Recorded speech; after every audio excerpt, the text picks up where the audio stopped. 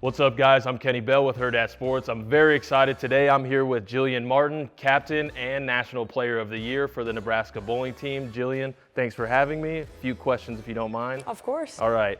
First of all, where are you from and how'd you get into bowling? I'm from Stowe, Ohio. Okay. So when I was younger, we did a lot of birthday parties at the bowling alley, and I thought it was super awesome.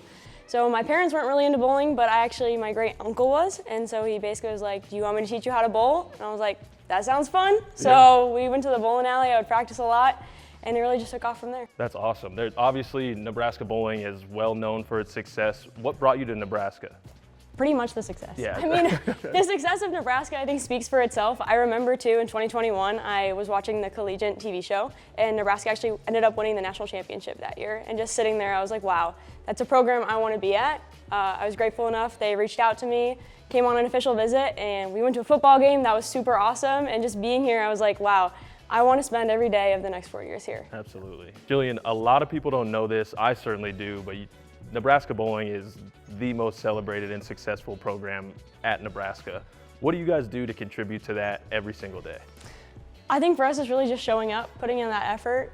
We have a lot of things that we live by as Nebraska bowlers, and not expectations, but disciplines and things that we hold ourselves to. And so for us, it's just kind of traditions that we've upheld throughout the years, and I think that's what has allowed us to continue to be so successful. Yeah, and that trophy case, gosh, you guys are going to need to build a new one soon. I know, it's so cool though. Just getting to walk in here and look at that every day. Every morning. Yeah, I think that really helps us too. You see that and you're like, okay, I want to put another one in there. Yeah. And so you're like, I'm going to work as hard as I can today. Yeah, it's really cool to hear you say, like, I want to put another one in there and not just like resting on the laurels, like, wow, we have this rich history, but just like, yeah, we're just going to keep hammering more out. Yeah, we're never done. Jillian, you just spoke a little bit about like the culture of the team. Is there stuff that you guys do, traditions, or just ways that you guys interact every day, on the weekly basis that kind of adds to that? Yeah, so every year we kind of set the team down at the beginning of the year, figure out what is most important to us and how we want to implement that. So something we've really upheld, especially these last 2 seasons, has been going to team dinner at the training table. So facilities that we're lucky enough to have, just making sure we're utilizing those.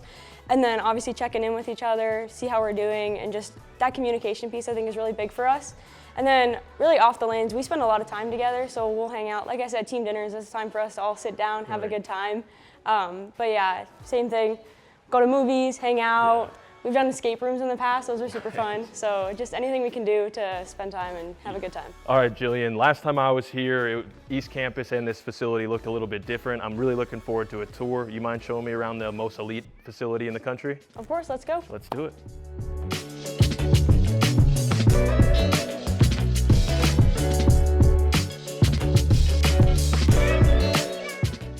All right, Jillian, tell us where we're at. We are in our lounge, so this is where we have team meetings. A lot of us study in here. Sometimes we pull up shows on the Apple TV, just hang out. Yeah. Full-blown nutrition back there too, so snack boxes, stuff in the fridge, protein shakes, everything you could want. Yeah, this place is sweet. This reminds me of when I was in school, but you guys probably are much more well-behaved than the football team in their lounge. So that's fair. Yeah, it seems very docile and like things actually get done in here, not just like roughhousing and messing around. Yeah, we nap in here too sometimes. Oh, that's the best part. That might be got the our most Herbies. important. You nap with the Herbie pillow? Yeah, sometimes. They're comfy actually. Nice. Yeah. Jillian, we just walked past a bunch of like the old team photos. We were laughing about the outfits and just like how many faces that we know from professional bowling today. Tell me about like the history and the girls that you know.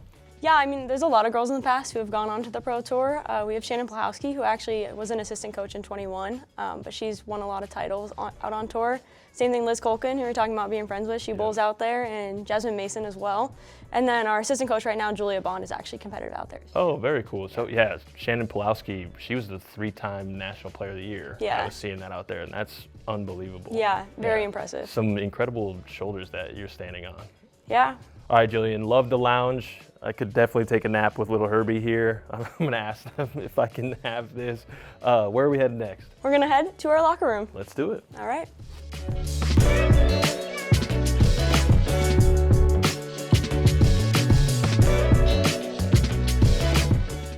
All right, Jillian, the lounge is state of the art. Tell me about this locker room a little bit. This locker room is awesome, so we can keep all our stuff in here, and we have so much storage space with all the lockers, extra storage space on the other walls. And I think when touring, this was probably one of the best facilities I saw, if not the best. Yeah. And so just to have that opportunity, we're incredibly grateful, and it's amazing. Tell me a little bit how you hope to see the sport grow for women here in the future, especially with the success that Nebraska's having.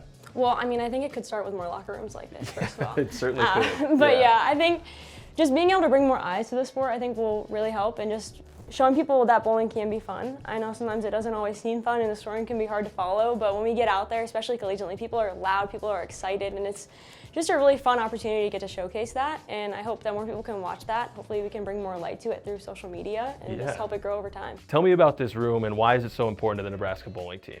Yeah, so this is where our coaches lay out all our bowling balls, which determines how they're going to roll on the lane. We also have our drill press back here, and it's pretty new too. We got it at the beginning of the season, but that's how they put the holes in the balls. So they're all custom fit to us, and they determine those angles and what's right for our hands. And then also in here, we can resurface bowling balls, which also changes what they do on the lanes, and any adjustments that we need to make, whether it be gluing in grips or just changing how things feel in the ball, really just makes sure that we have the best feel in order to perform our best. Yeah, a lot of people don't realize you come in here and like they measure your whole hand, the Yeah. tips of your fingers, your thumbs. You get it all drilled and plugged up the way you want it. Yeah, it's a cool process. Yeah. Speaking of all this equipment, you mentioned how important your shoes are. Tell me why. Yeah, so we actually have custom Adidas Ultra Boosts, and so we get them for our equipment manager, and we send them to a shoe cobbler. And so what they do is they shave down the left shoe and add Velcro, which allows us to put interchangeable soles on there. And so those affect how much we slide on the actual approach.